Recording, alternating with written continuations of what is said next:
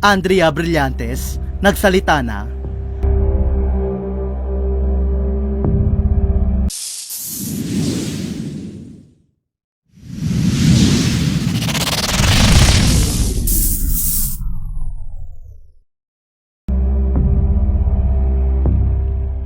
Mainit na pinag-uusapan ngayon ang kauna-unahang interview na ginawa ng aktres na si Andrea Brillantes.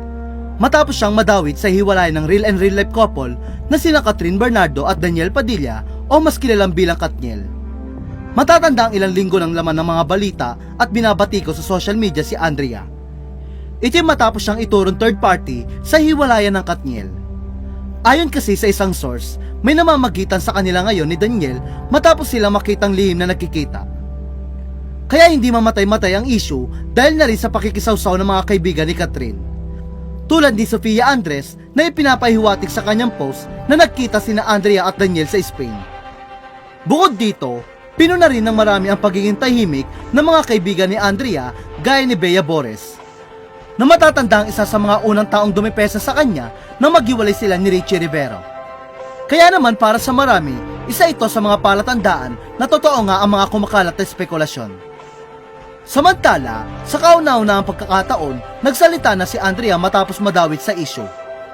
Ngunit tulad ng kanyang mga kaibigan at pamilya, pinili ni Andrea na hindi magsalita hinggil sa pagkakadawit niya sa hiwalayan ng Katniel.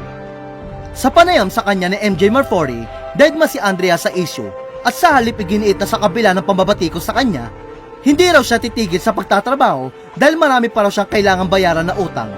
Saad ni Andrea sa panayam sa kanya ni MJ Marfori, hindi pwedeng mag-stop. Marami po akong kailangang gawin in life. Marami po akong kailangang bayaran. Nagpapasalamat naman si Andrea sa kanyang ina na si Belle Brillantes, dahil sa suporta nito sa kanya sa gitna na kinakaharap ng pagsubok ngayon. Ani ni Andrea, I am very thankful for my mother and my sister. They really helped me balance things out.